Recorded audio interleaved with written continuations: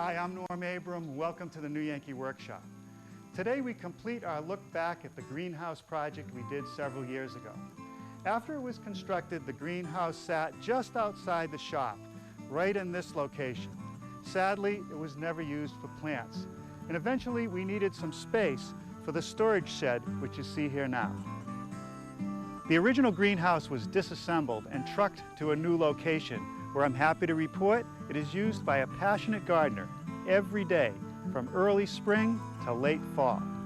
It has sheltered thousands of seedlings, hundreds of cuttings, dozens of display plants, and can be reliably counted on to produce the first tomato of summer every year. The owner wouldn't part with it for all the tea in China. Of course, sometimes he wishes that it was much, much bigger, but then again, I don't know a keen gardener who doesn't long for more space to satisfy his plant growing addiction. Now, let's return to part 2 of the greenhouse program to see the final assembly and the rest of the accessories like doors, venting, windows, and the benches. That's next, right here in the new Yankee Workshop. Before I can install the remaining trusses that hold the sidewalls, form the roof, and hold the glazing, I'm making a notch right at the peak to receive the ridge cap because I want it to be flush with the top of the rafter and to hold down the glazing. Now, if you choose to build the greenhouse, a plan will be available with all these details and a materials list. You'll hear more about that before the program ends. Now let's build that ridge cap.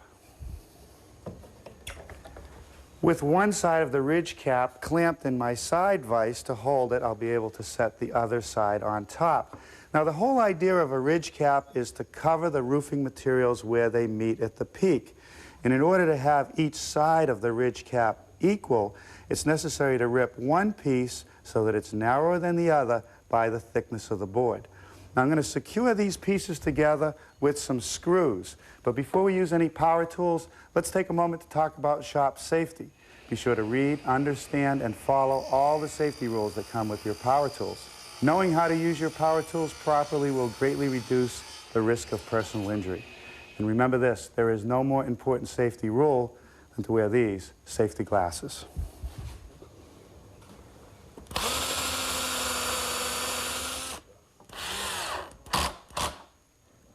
Now, a bead of caulking along the inside edge is not going to hurt.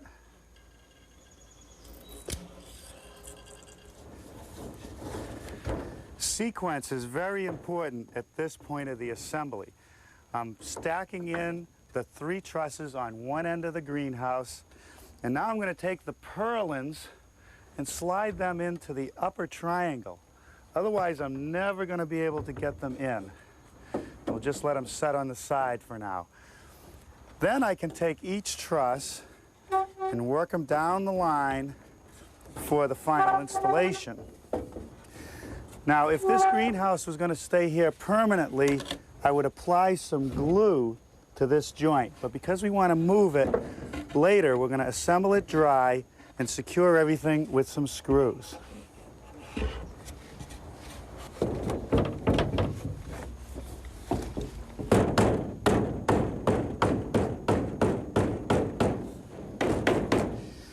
Okay, that takes care of number 1. Let's slide in the second one.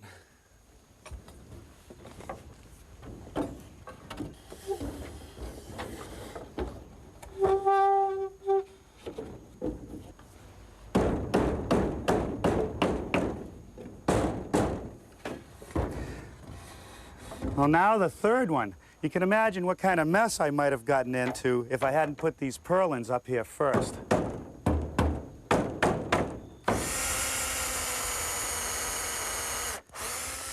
A screw through a pre-drilled hole in the top of each truss secures it to the top plate.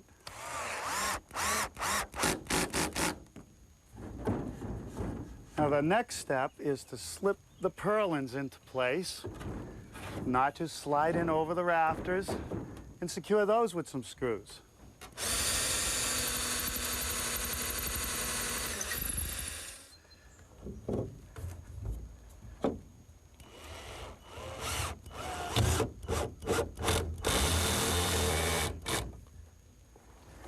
With the purlins secure, I can now install the ridge cap, and that'll get a screw on each side of each rafter.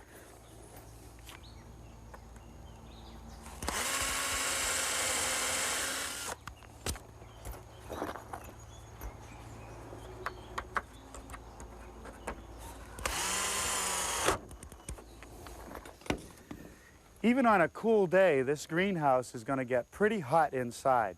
So I'm going to install 2 roof vents, one right through the opening I'm standing in now, and one over on this side. In order to do that, I'm going to have to add a couple pieces on top of the purlin to secure the fixed glazing down below.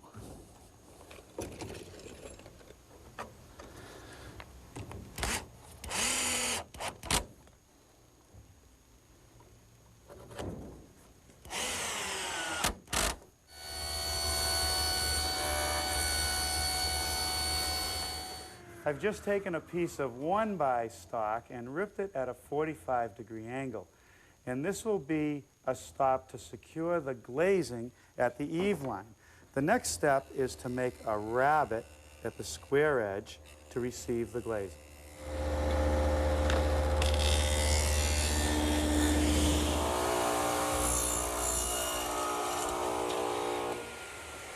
This is one of 2 cuts I'll need to make for a groove that'll allow any condensation that builds up in the roof panels to escape.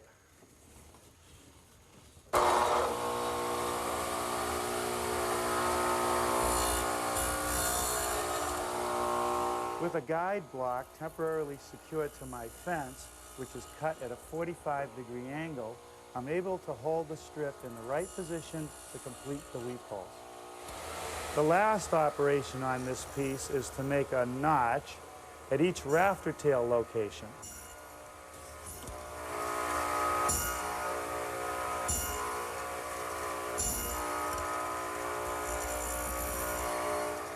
Well, now I'm ready for the roof panels. We're using some more of that polycarbonate double wall panel. The manufacturer supplies a foil tape to cover the ends at the top so nothing can get inside the voids. We'll just slide it in the grooves that I made in the rafters, making sure that the blue film faces the outside because that's where the UV protector is. Now at the bottom of each piece we have a different situation. I install a fabric tape supplied by the manufacturer, keeps the dirt out, yet it lets the moisture escape so that it can fall through those weep holes we made in the edge strip.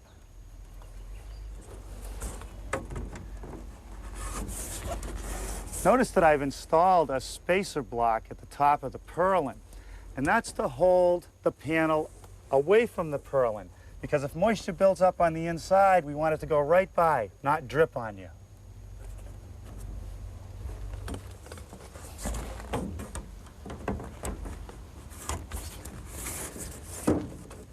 Okay, that's the last panel on this side. Now for the eave strip. It will take a little fussing to get it into the exact position, but once it's there, I'll secure it with a few screws.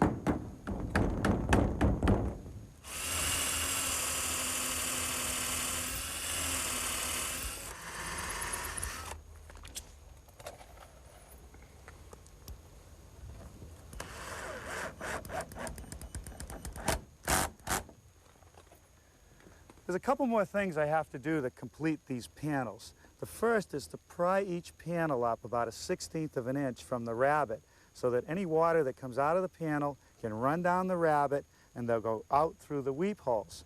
The second thing is to secure the panel. Wood holds it down on 3 sides. I'm afraid if I don't put something at the bottom it's going to buckle, but I have to have the water run off. So I've selected the thinnest material I could find, this thin aluminum, and I'm going to secure these strips with a few screws.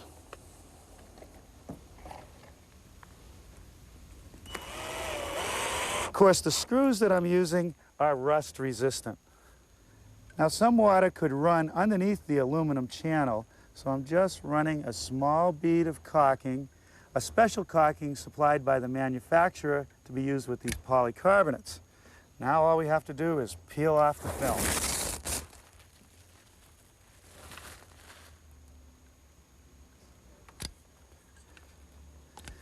Well, that takes care of everything on the outside of the roof.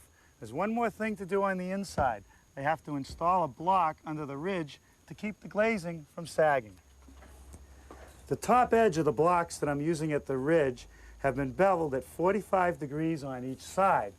They just slip between the trusses against the glazing and are secured in place with a couple screws.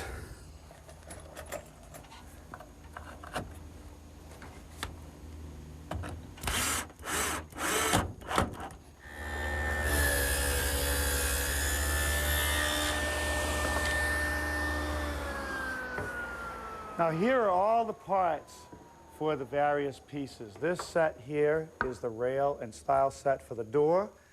This is 2 rail and stile sets for the roof windows, and this is a set for the window on the gable end. The first thing I'm doing is running a groove which will receive the glazing and tenons to join the pieces together. I'm using my stack dado head cutter, a little bit wider than 5/16 of an inch. I'll run the piece through, turn it around, run the other edge, and that assures me that the groove is centered. Now here's a window frame, and I'm just dry fitting it together. You can see that I've formed a tenon on the rail that fits into the groove of the stile. The roof windows will be made the same way. And the door, and let's review how you make those tenons. I've set up a gauge block, set the height of the saw so that it cuts just to the groove, and set the distance to make the shoulder cut on the tenon, which I make first by using my miter gauge to guide the piece through. Now I'll just slide the fence out of the way, take the piece that I just made the shoulder cuts on, and eyeball the blade, raising it until it meets the cut I just made. Now to make the cheek cuts on the tenon, I'm going to use my tenoning jig, which rides in the miter slot, and it has a clamp to hold the piece safely as I run it through. Here's one of the frames for the roof vents, dry fitted together. And the glazing is going to sit in the side pieces and in the top. But down here at the bottom, I don't want to have the water hang up. I want it to roll off. So I'm going to have to remove the outer portion of the rail.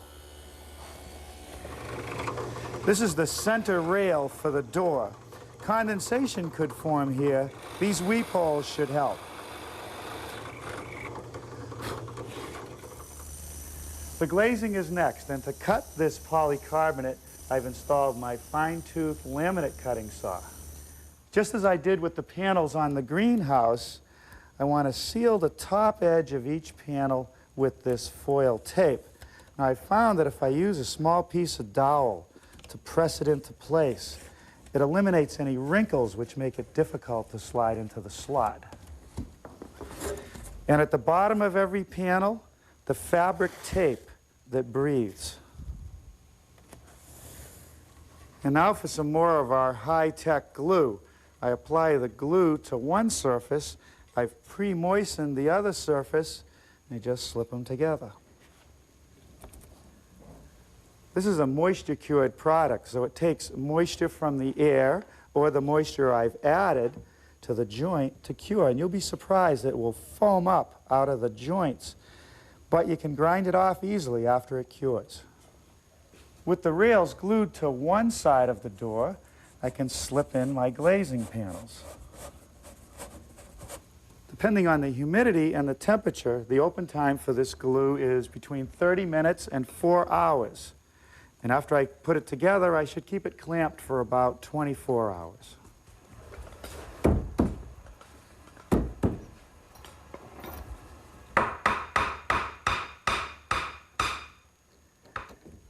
Okay, that's good. Before I quit tonight, I want to glue up the window and the 2 roof vents, and I'll see you back here first thing tomorrow. I'm getting started this morning drilling the through holes in the aluminum which will secure the glazing in our roof windows. The first hole is a 5/32 through hole. Next, I'll countersink for the screw head.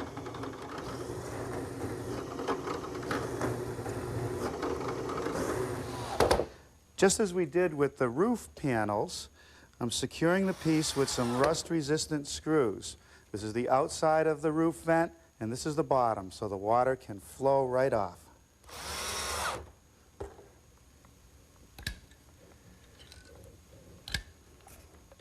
My roof vents are going to pivot on some butt hinges. And I'm going to use an automatic opener, so I want hinges that are not going to stick. So I've chosen hot dip galvanized hinges with brass pins. I'm going to make sure I keep these lubricated. I'm mortising the hinge into the roof window. And the mortise is a little bit deeper than I need because I'm going to surface mount the hinge to the ridge, and I want to have as small a gap as possible between the window and the rafters so that the building is watertight. Now here is how I set up for each hinge. I hold it on the edge, align it, take a sharp utility knife, and score the outline of the hinge. I'm going to remove the majority of material for the mortise with my router and a 1/2-inch mortising bit, and then I'll clean up the rest with a good sharp chisel.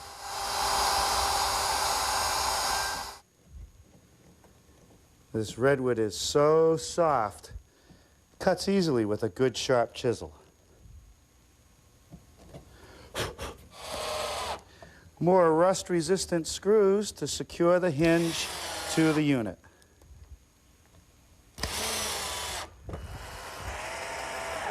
Find it a little bit easier if I take the hinges apart and then attach the leaf to the ridge. Now all I have to do is slide the unit in and secure it with the pins.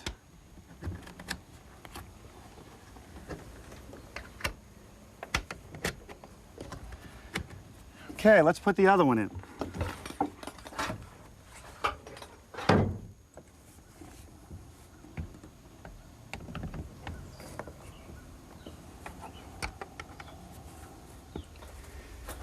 We picked up the opener for our roof vent at our greenhouse supply center. Inside this tube, there's a heat-sensitive material. As the greenhouse heats up, it pushes this end of the tube out, and there's plenty of leverage in this arm to open the window through the rod. As the temperature in the greenhouse cools down, it automatically closes. The installation is pretty simple. I've attached the clip to the window. The mechanism will be attached to the purlin with a couple screws, and then we'll hook it all together with the rod.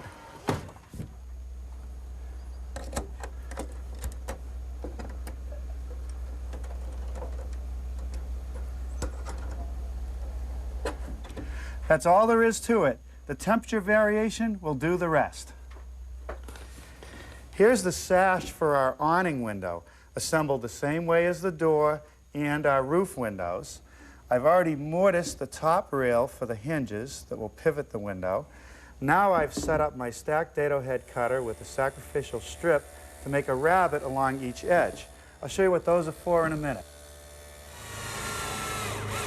At the window opening, the hinges are simply applied to the underside of the frame.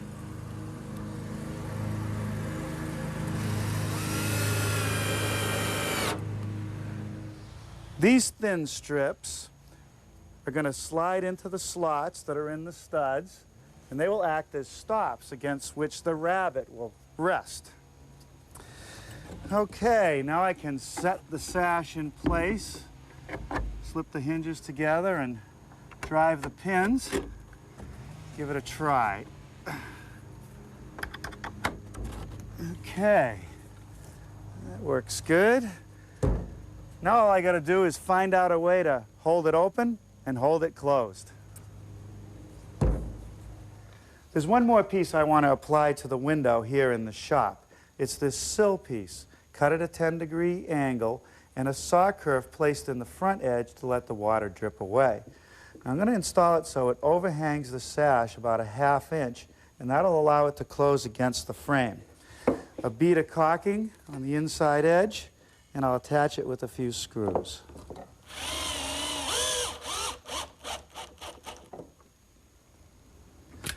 One more piece out here at the greenhouse, a piece that's going to act like a drip cap to shed the water away from the window.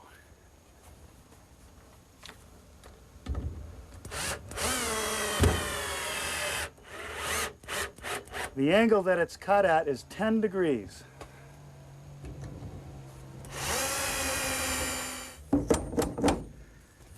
All right, well that should keep most of the elements out. Now we're ready to hang the door. And I suppose most woodworkers would mortise for the hinges just like I did on the window and the roof vents, but I happen to have a door mortising jig. Now the jig will accept all different size doors and hinges. I've set it up today for a 3-inch hinge and a 6/6 door. The first thing to do is to slide the jig up to the top of the door and set the gap I want between the door and the frame. In this case, 1/8 of an inch. Then, by tapping down on these pins, I can secure the jig to the door. Now there are 3 jigs, 1 for each hinge, connected by bars.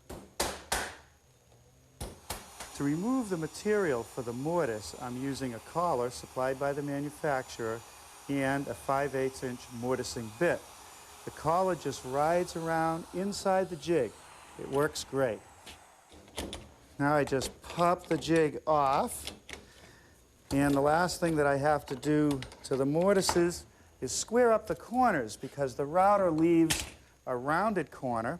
Using this square chisel makes fast work out of squaring up each corner.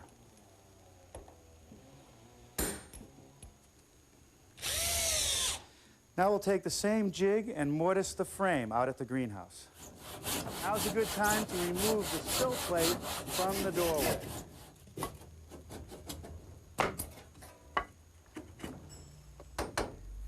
Well, there's the jig set up on the door, and you can clearly see the advantage. Without moving anything, I know that all my mortises are going to line up. Now I just route them out the same way.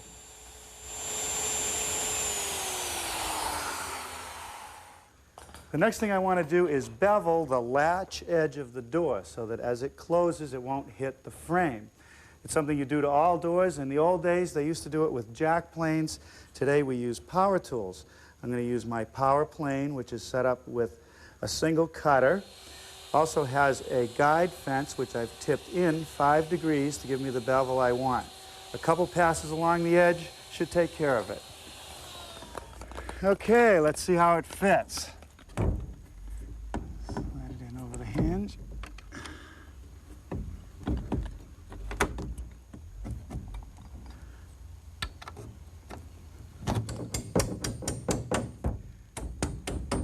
That jig never makes a mistake. Now let's see if it clears okay. That's good. Now it's time to build some benches. For the top of our bench, I'm going to use some 1x4 cedar. I've cut the pieces so that they'll overhang the front by about 3/4 of an inch. I'm going to leave plenty of gap between the boards. So I've made a 5/8 inch spacer, and that will give me plenty of room for the drainage when I water the plants.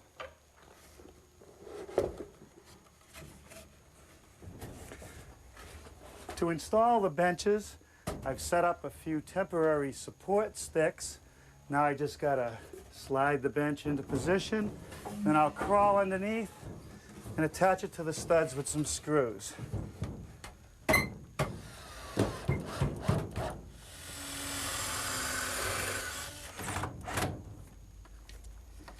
Here I have a storm and screen door latch, and that should be plenty for what we need here.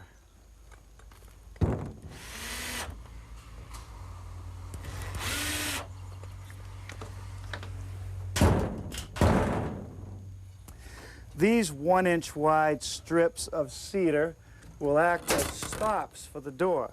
I'm going to let them hang in the opening a 1/2 inch, and I'll secure them with some 4-penny finish nails.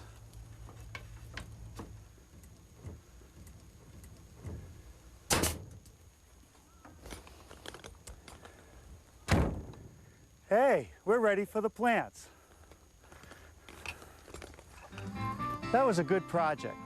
Now next time we're going to build a project I've been wanting to do for a long time. One of the fireplaces in my new house needs a mantle. So next time we'll build one right here in the new Yankee Workshop.